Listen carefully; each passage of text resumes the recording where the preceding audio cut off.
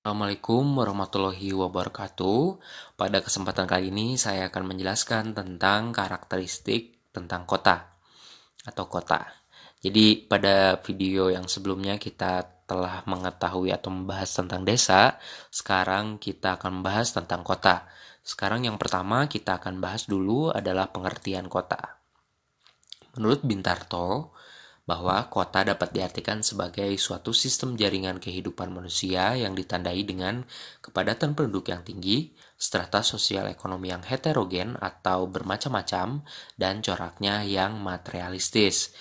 Yang kedua, menurut Daljoni, kota adalah suatu daerah tertentu dengan karakteristik penggunaan lahan non-agraris, di mana penggunaan lahannya sebagian besar tertutup oleh bangunan.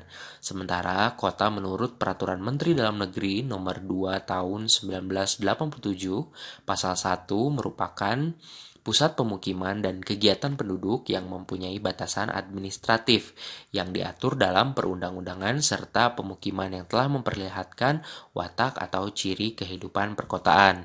Jadi kita di sini dapat mengambil kesimpulan bahwa pengertian kota menurut Bintarto itu diartikan sebagai eh, lebih sudut pandangnya lebih ke penduduk seperti itu, seperti kepadatan penduduk, strata sosial ekonomi yang heterogen. Sedangkan menurut Daljoni melihat kota itu lebih dari sudut pandang penggunaan lahan. Sedangkan untuk dari Peraturan Menteri Dalam Negeri ini lebih ke batasan wilayah administratif atau lebih ke suatu wilayah yang memiliki batasan-batasan yang formal seperti itu.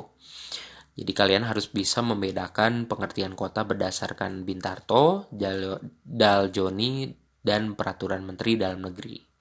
Seperti itu, kita lanjut ke karakteristik kota.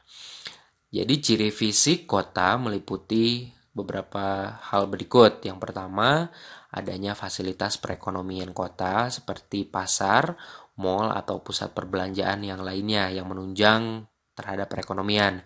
Yang kedua adalah jaringan transportasi, lalu bangunan fisik mayoritas gedung dan kondisinya tidak memungkinkan untuk mengembangkan wilayah secara horizontal karena lahan yang sudah tidak tersedia. Contohnya kita akan melihat salah satu kota misalkan Jakarta seperti itu.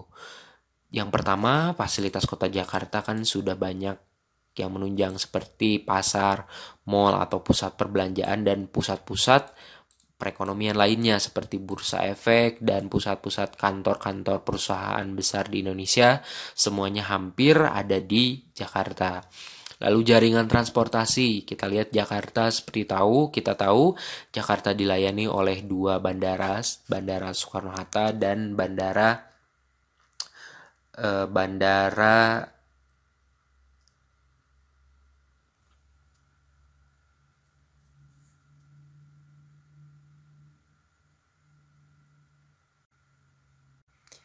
Bandara Halim Perdana Kusuma. Lalu ada dilayani juga jalur kereta api, MRT, LRT, dan jalan tol. Jadi kota Jakarta sangat ditunjang oleh jaringan transportasi sehingga dapat mendukung perkembangan atau perkembangan ekonomi. Lalu bangunan fisik misalkan di Jakarta itu sudah jarang ada pemukiman yang landed atau pemukiman yang biasa seperti di wilayah kita, tapi ada beberapa jika di pusat kota mereka tinggal di apartemen atau rumah susun seperti itu. Jadi wilayahnya itu banyak dikembangkan ke arah vertikal gitu dibandingkan ke horizontal. Selanjutnya kita akan belajar tentang ciri-ciri sosial kota. Ini berdasarkan kondisi sosialnya ya. Masyarakatnya heterogen. Misalkan Jakarta banyak dari suku-suku dari luar Jakarta yang tinggal dan bekerja di sana seperti itu. Lalu masyarakatnya mayoritasnya individualistis. Hal ini disebabkan karena masyarakat kota cenderung bersifat individual sehingga kekerabatannya itu agak memudar, berbeda dengan di desa yang misalkan ada banyak kegiatan bersama di suatu lingkungan misalkan kalau di desa, tapi di kota itu biasanya jarang terjadi seperti itu.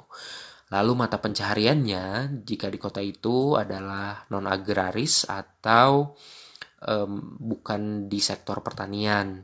Seperti itu, mereka banyak bekerja di bidang jasa dan industri. Nah, selanjutnya kita akan belajar tentang klasifikasi kota. Ini ada kota kecil, sedang, besar, lalu metropolis, megapolitan. Nah, selanjutnya kita akan belajar tentang terima kasih. Sekian dulu penjelasan dari saya. Wassalamualaikum warahmatullahi wabarakatuh.